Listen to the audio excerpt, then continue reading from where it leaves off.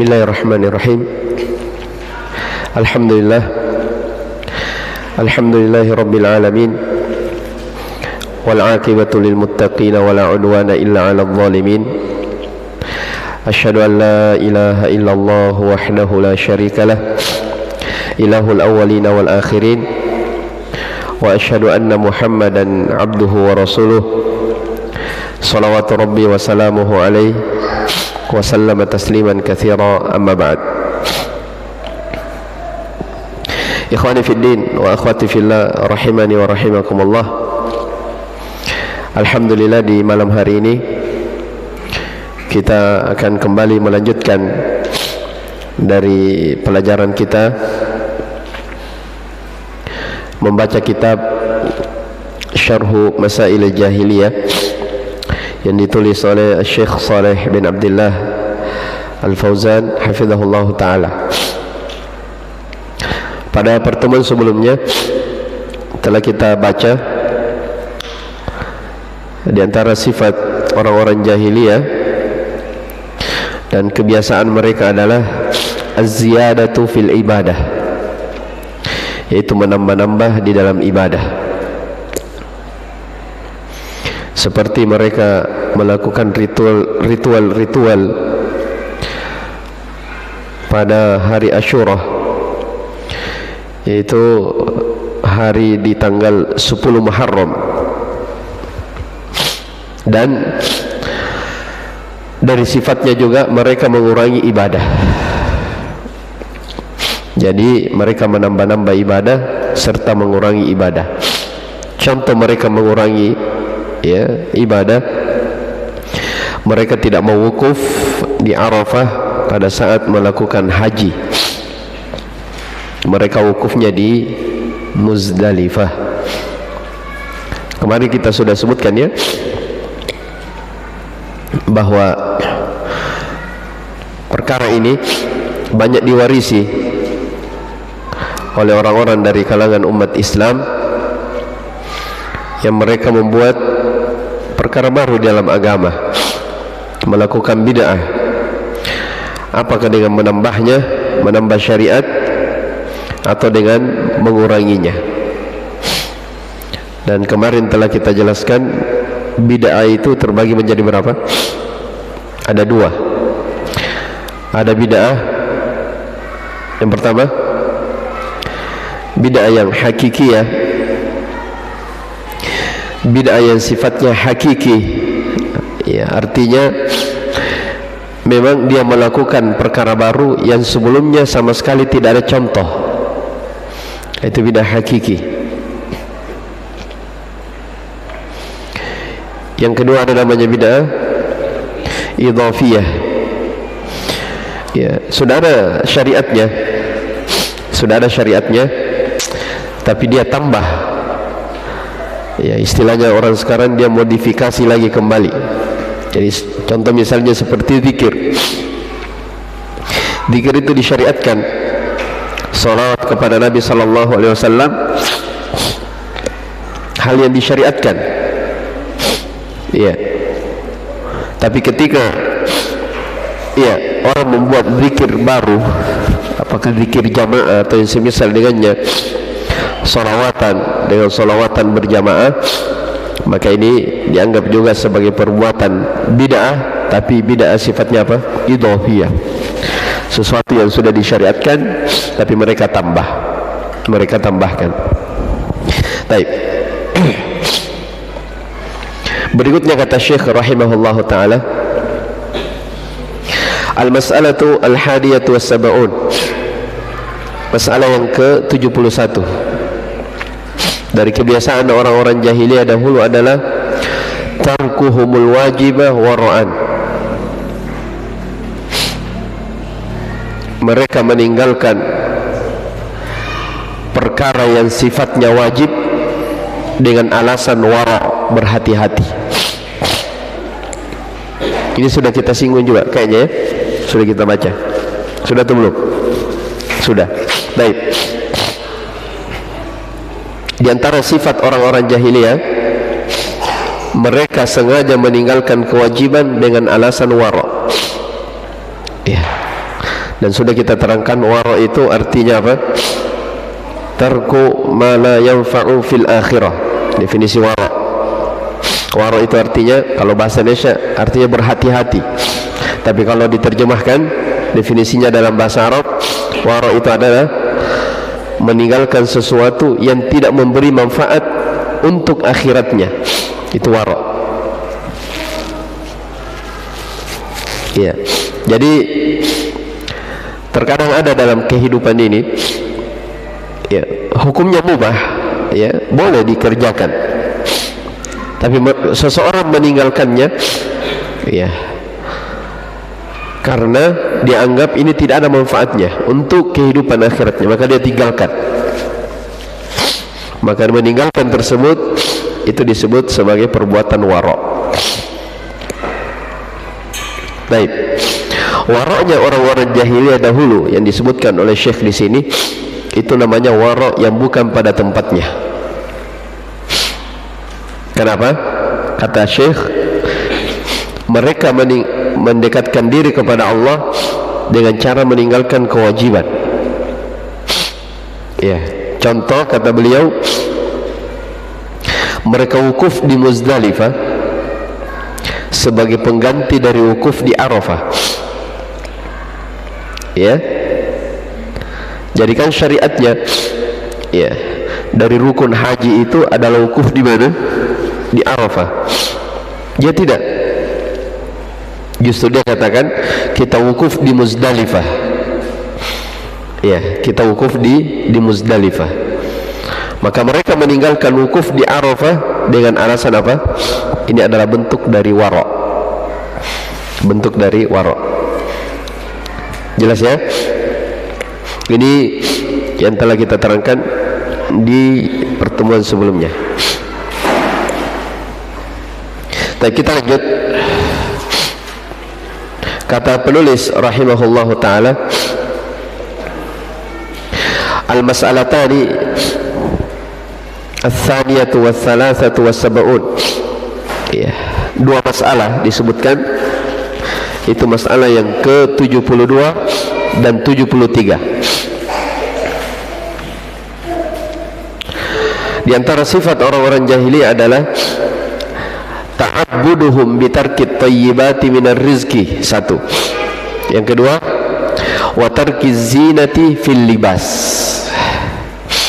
Ya.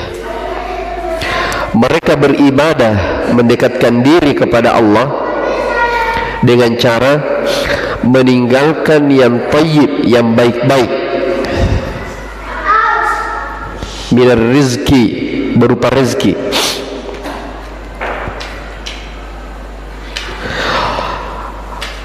Satu, ya, ini poin yang keberapa? 72. Saya ulang, mereka mendekatkan diri kepada Allah, beribadah dengan cara meninggalkan yang baik-baik, yang halal dari rezeki. Baik, poin yang ke-73, wa tarkiz zinati fil libas.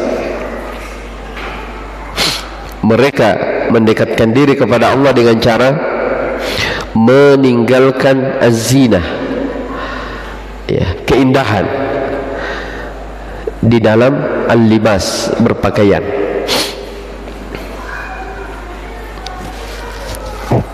Di dalam berpakaian. Baik, kita baca penjelasan dari Syekh hafizahullah ta'ala. Apa maksud dari dua sifat ini di antara sifat orang-orang jahiliyah? Jadi kata beliau, makna dari mereka beribadah kepada Allah dengan meninggalkan hal-hal yang tayyib, yang baik, yang halal dari rezeki, kata beliau, ai taqarrubuhum ila Allah bi tarki at-tayyibati minar rizqi wa tarki libasi zina. Mereka bertakarrub, mendekatkan diri kepada Allah dengan cara meninggalkan hal-hal yang halal dari rezeki dan meninggalkan keindahan dari berpakaian. Wa hadha inda an-nasara wa man syabahahum min as-sufiyyati al-muntasibina lil Islam. Ini sifat ini itu dimiliki oleh orang-orang Nasara, dan siapa yang semisal dengan mereka, yang serupa dengan mereka dari kalangan orang-orang Sufiyah yang menyandarkan dirinya kepada Islam. Yatrukuna at-tayyibati ta'abbudan lillahi azza wa jalla. Mereka meninggalkan hal-hal yang baik, hal-hal yang halal dengan alasan ini bentuk ibadah kepada Allah Subhanahu wa taala. Contoh kata beliau, fala yatazawwajuna nisa. Ya, mereka tidak mau menikahi para perempuan. Wala ya'kuluna minat tayyibat, mereka tidak makan dari hal-hal yang halal. Wa yataqashshafuna fil ma'akili wal masyaribi wal malabis. Ya, mereka itu hidupnya taqashshaf. Ya, tahu taqashshaf ya? Apa namanya? Berusaha hidup sederhana. Itu taqashshaf. Jadi mereka hidup sederhana dalam hal makanan, minuman dan pakaian. Ya, ketika mereka hidup sederhana dari sisi makanan, ya, minuman dan pakaian, yaz'umuna anna hadza ibadatullah. Mereka menyangka ini adalah bentuk ibadah kepada Allah Subhanahu wa taala. Ya, dan itu dimaklumi di dalam agamanya orang-orang Nasara hingga hari ini. Ya, pendeta-pendeta mereka itu, yes, sebagian mereka tidak makan bahimatul an'am, akan dijelaskan. Di antara mereka ada yang tidak makan sapi, ya, daging sapi. Mereka tidak makan daging kambing, ya. Bahkan di antara mereka tidak makan ayam, ya. Jelas ya? Jadi maksudnya hal-hal yang Allah Subhanahu wa taala halalkan untuk mereka, mereka jadikan untuk dirinya sebagai hal yang apa? Yang haram. Iya. Mereka anggap ini adalah bentuk ibadah. Mereka anggap sebagai bentuk ibadah. Ya, di antara contoh juga disebutkan Syekh, mereka tidak menikah. Betul ya?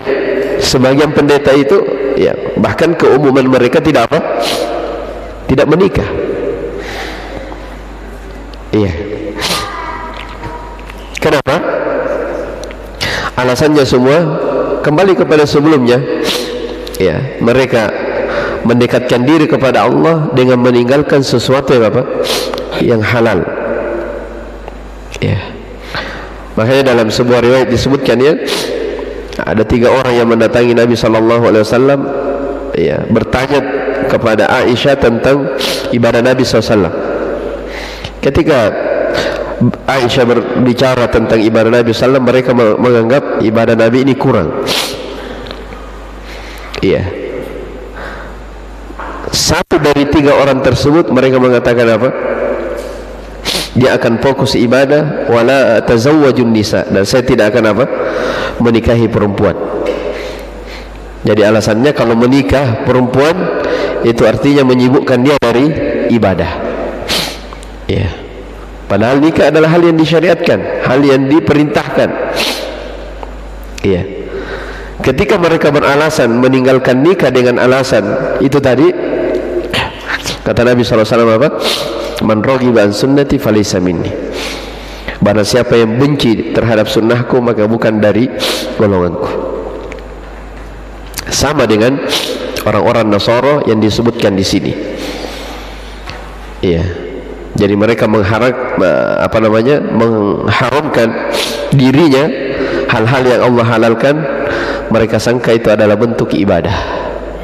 Walihada qala Allah Ta'ala, oleh karena itu Allah Subhanahu wa taala berfirman, ya, dalam surah Al-A'raf ayat yang ke-32, Qul man harrama zinatallahi allati akhraja li ibadihi wat tayyibati minar rizq. Katakanlah, siapakah yang mengharamkan perhiasan Allah yang Allah keluarkan untuk hamba-hambanya, dan siapa yang mengharamkan dari rezeki-rezeki yang baik. Iya. Ini Allah bertanya kepada mereka. Di kelanjutan ayat, qul hiya lil ladzina amanu fil hayatid dunya khalisatan yaumal qiyamah. Ya, rezeki-rezeki yang baik itu untuk orang-orang beriman dalam kehidupan dunia ini. Ya.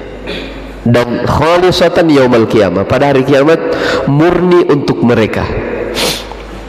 Ya, jadi hal-hal yang baik, makanan, minuman, ya, itu untuk orang-orang beriman dalam kehidupan dunia. Tapi ingat di akhirat, ya, itu diperuntukkan hanya orang-orang beriman.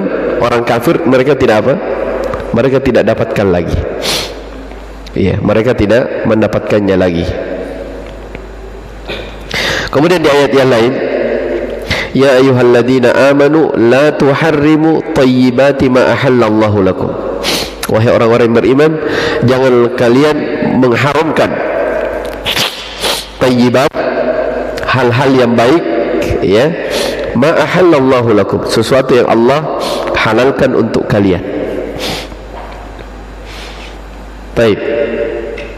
Jadi di dalam Islam itu intinya dia wasatun, pertengahan, ya. Ya, pertengahan. Ini kan sudah dibahas kemarin. Tidak boleh mengharamkan apa-apa yang Allah halalkan atau menghalalkan apa-apa yang Allah haramkan.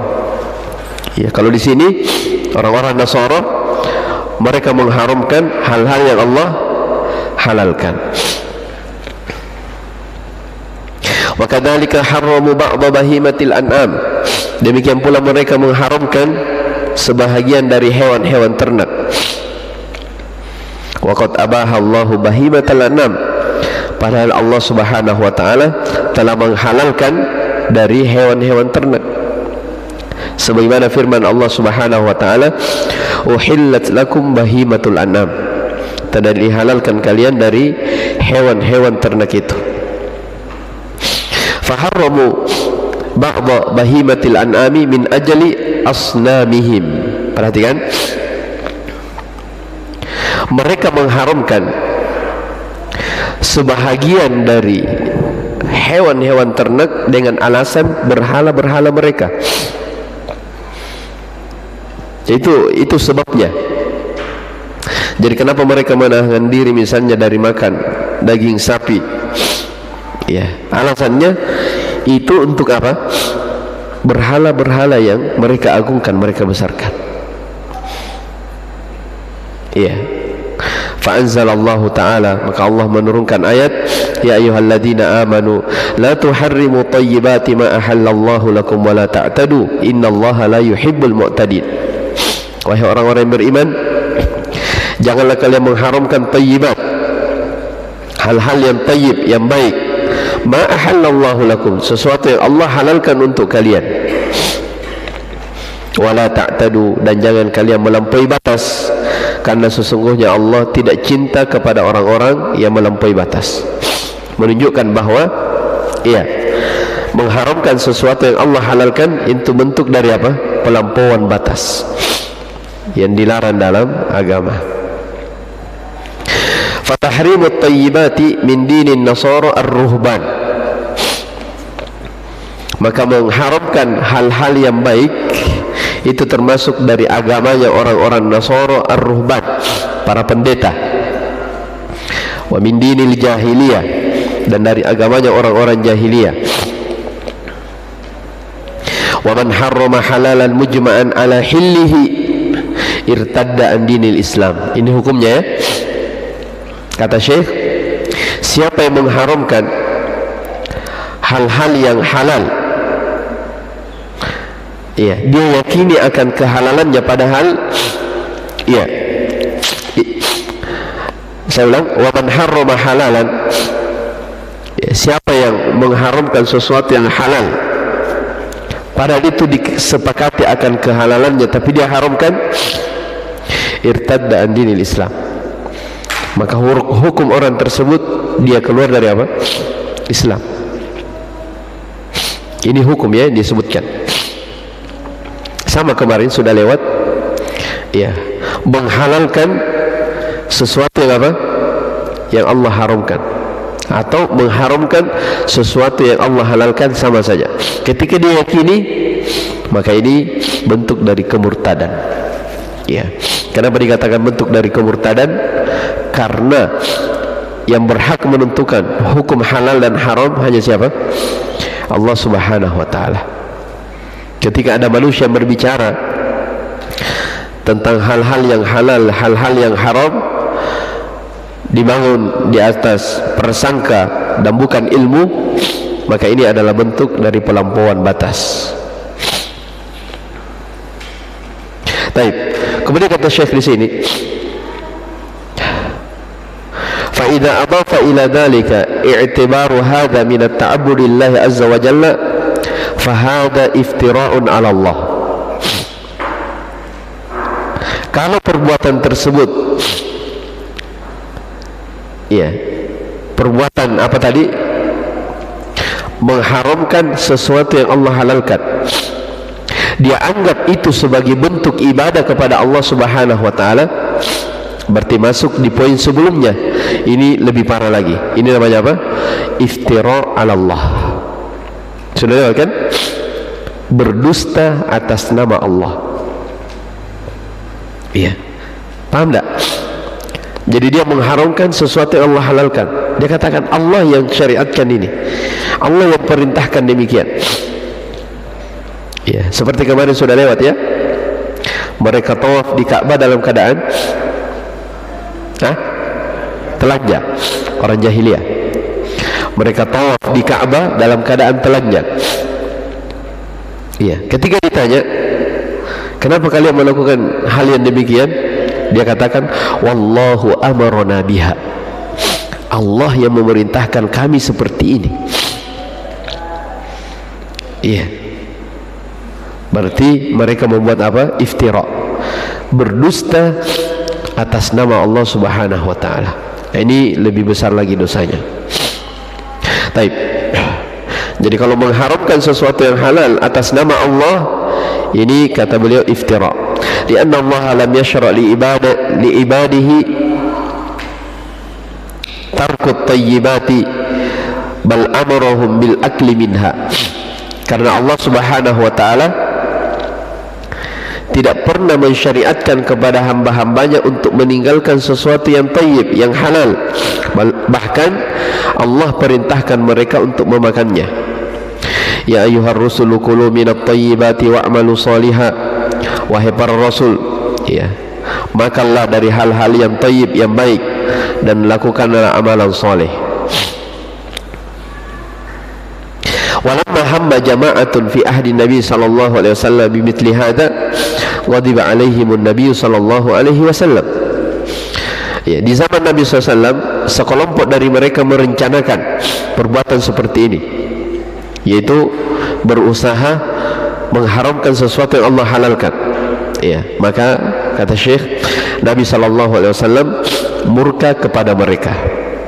Nabi sallallahu alaihi wasallam murka kepada mereka. Baik, ini poin yang ke 72. Adapun poin yang ke 73 kata Syekh, wa amma ta'abbuduhum bi tarki zinatillah. Adapun mereka beribadah kepada Allah dengan cara meninggalkan perhiasan, keindahan, maknanya taqarrubuhum ila Allah bi tarki zinatillah. Mereka mendekatkan diri kepada Allah dengan cara apa? Meninggalkan zina. Ya, zina artinya berhias. Ya. Ai at-tazayyun bil libas. Ya, mereka tidak mau bagus pakaiannya. Ya. Haitsu kanu yatufuna bil baiti uratan, di mana mereka tawaf di Ka'bah dalam keadaan telanjang. Maka Allah membantah mereka. Qul man harrama zinatallah. Katakan, siapa yang mengharamkan perhiasan Allah? Ya, maknanya ma huwa dalilukum ala ma taf'aluna min tarkil libasi wat tajammuli wa tarkit tayyibati minar rizqi. Ya, apa dalil kalian? Apa alasan kalian tentang apa yang kalian perbuat berupa tidak mau berpakaian yang indah dan meninggalkan hal-hal yang baik dari rezeki Allah? Apa alasan kalian? Mana dalilnya? Iya, karena at-tahrim, mengharamkan sesuatu, itu perlu dalil. Ya. Wal aslu fil libasi wal ma'akil wal masyarib al-hillu. Sementara asal dalam berpakaian, ya, makanan, minuman, itu asalnya apa? Halal. Lianna Allah khalaqa hadhihi al-asya'a li ibadihi, karena Allah mencipta segala sesuatu itu untuk hambanya. Iya. Sebagaimana dalam ayat, ya, Allahu khaliqu kulli syai'. Allah itu mencipta segala sesuatu. Ya, ada faedah disebutkan dalam usul fikih. Jadi kaidah untuk, sudah pernah kita sebutkan kayaknya, ya, tentang kaidah ini, bahwa al-aslu, iya, fil muamalat, atau al-aslu fil, iya, al-aslu fil ibadah al-haram, iya, hatta ja'a dalilun yadullu ala masyru'iyatihi. Asal dalam ibadah itu, asalnya dalam ibadah itu haram sampai datang dalil yang mensyariatkannya. Paham tak? Jadi misalnya, ya, seseorang itu tidak bisa melakukan ibadah kecuali harus ada apa? Harus ada dalil dulu. Iya. Contoh misalnya salat isya 4 rakaat. Iya. Ya, harus ada dalilnya baru kita melakukannya. Itu asal dalam apa? Ibadah. Makanya bahasa mereka yang lain, al-aslu fil ibadati al-man'u. Asal dalam ibadah itu dilarang sampai ada dalil yang menunjukkan bahwa hal tersebut diperintahkan. Ya, karena sebagai orang dia balik. Ya, contoh sederhana, ya.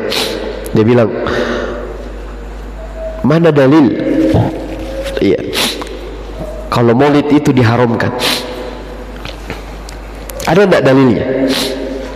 Ya. Jawabannya, ini pertanyaan salah. Ya, harusnya apa?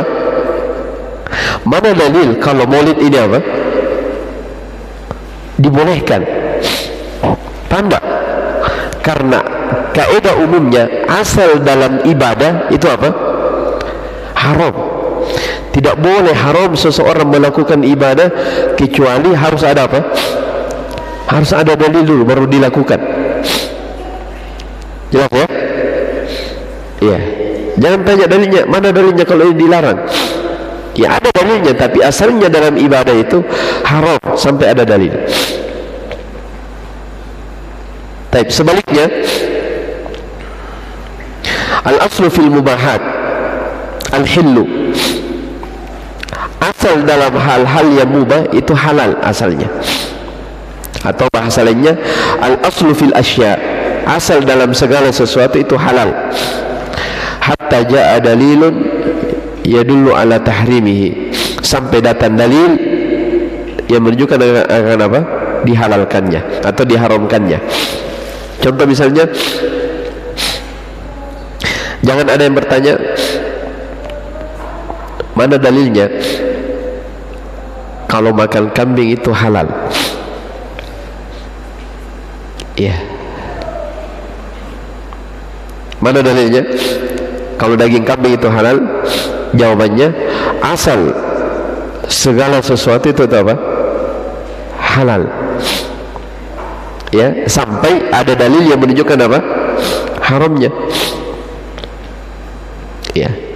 Mana dalilnya kalau misalnya mangga itu halal? Kita katakan asal segala sesuatu itu apa? Halal sampai ada dalil yang menunjukkan apa? Pengharaman.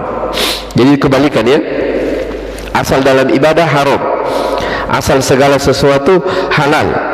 Ya. Ya. Kalau dipegang seperti itu, maka itu kaidah umum yang disebutkan oleh para ulama.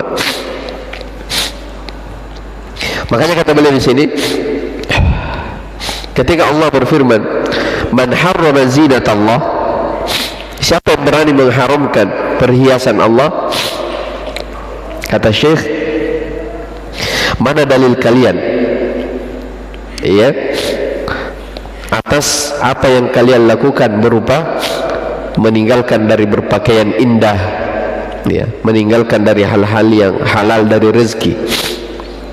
Karena at-tahrim, pengharaman itu perlu kepada dalil. Wal aslu fil libasi wal ma'akil wal masyarib al-hillu, sementara asal dalam berpakaian, dalam hal makanan, minuman, itu adalah halal. Lianna Allah khalaqa hadhihi al-asya'a li ibadihi, karena Allah mencipta segala sesuatu itu murni untuk hamba-hambanya. Kama fil hadits sahih, sebagaimana yang datang dalam hadis sahih, kata Nabi sallallahu alaihi wasallam dalam riwayat Muslim, innallaha jamilun yuhibbul jamal. Sesungguhnya Allah Subhanahu wa taala itu jamil, maha indah, dan mencintai keindahan. Mencintai keindahan. Fatarkut tajammuli min babil wara'i laisa min dini al-Islam. Ya, ini kesimpulannya. Meninggalkan at-tajammul, berhias, iya, dengan alasan wara', ini bukan dari agama Islam. Paham ya? Tapi ada tapinya. Ya. Jadi saya ulang, meninggalkan berhias, tidak mau berpakaian rapi dengan alasan wara', ini bukan dari agama Islam. Ini dari agamanya siapa? Orang-orang, sebagian orang-orang Nasara atau orang-orang jahiliyah. Falyatajammal bil libas wal ya'kul bit thayyibat, kata Syekh, maka silahkan, ya, berindah-indah di dalam berpakaian, ya, silahkan makan dari hal-hal yang thayyib, yang halal. Wa yashkurullaha azza wa jalla, dan bersyukur kepada Allah Subhanahu wa taala. Ya, sebagaimana dalam hadis, innallaha yuhibbu idza an'ama 'ala 'abdihi ni'matan ay yara athara ni'matihi 'alaihi. Ini hadis diriwayatkan oleh Tirmidzi dan dihasankan oleh Syekh Al-Albani rahimahullahu taala. Iya.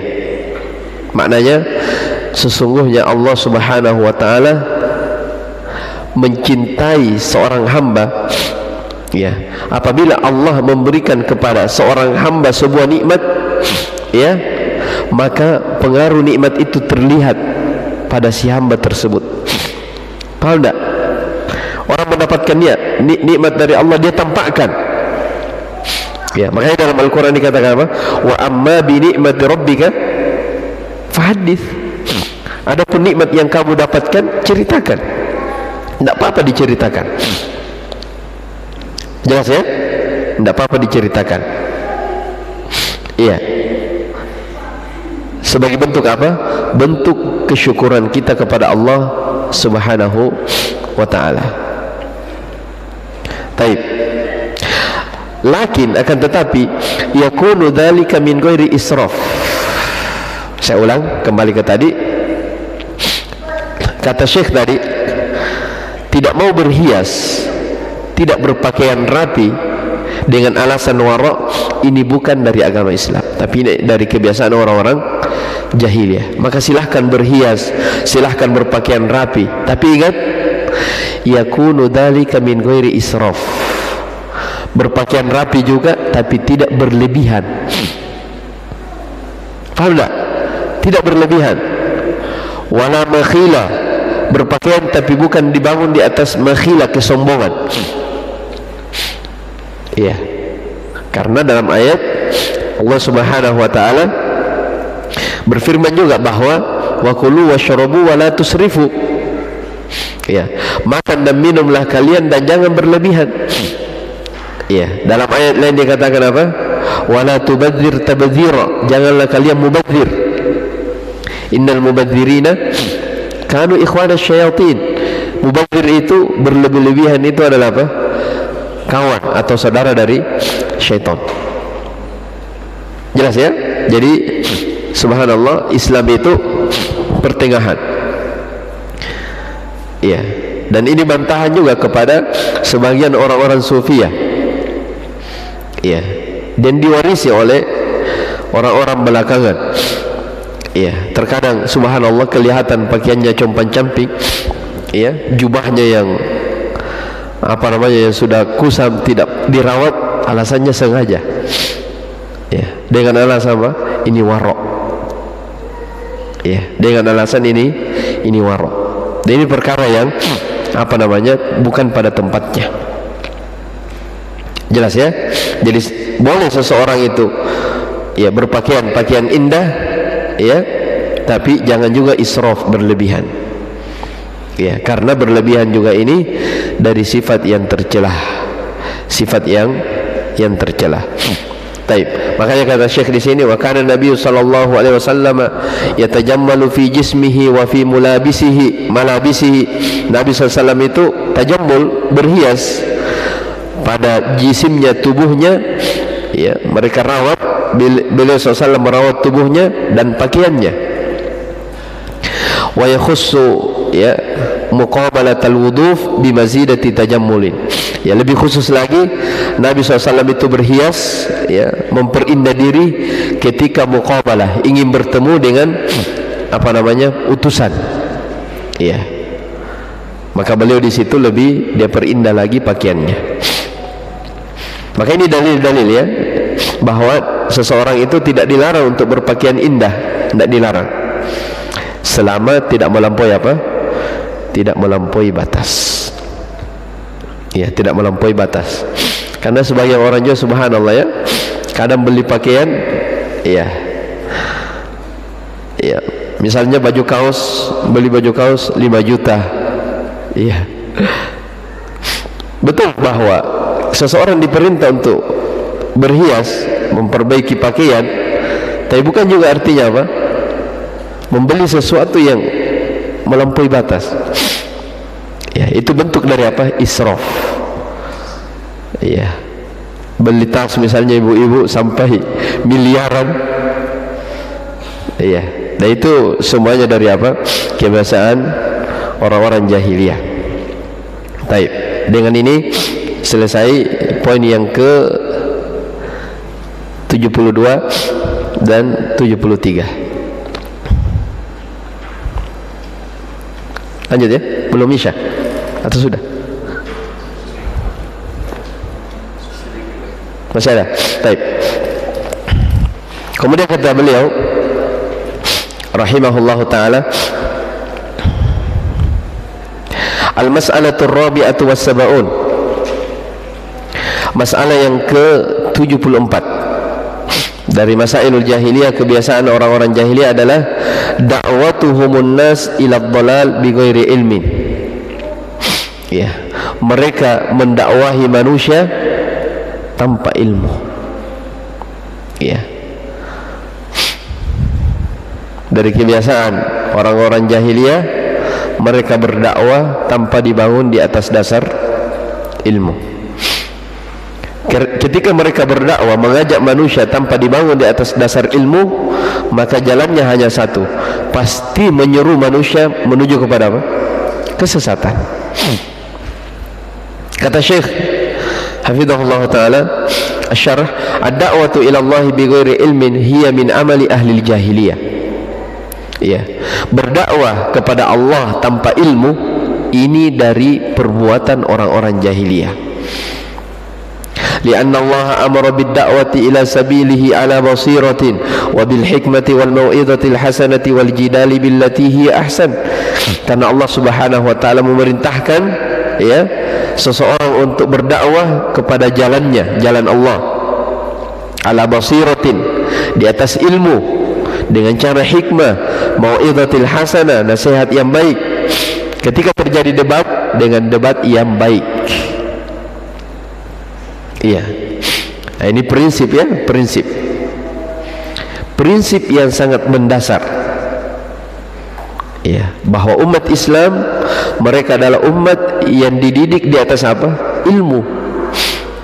Iya. Makanya Al-Bukhari rahimahullah, dan ini sering diulangi, al-ilmu qabla al-qawli wal amal. Berilmu dulu sebelum berucap dan beramal. Karena kapan seseorang mengajak orang lain tanpa ilmu, pasti pintunya hanya satu, yaitu pintu menuju kepada kesesatan. Fada'watuhumun nas ila dhalal, ya, mengajak manusia kepada kesesatan.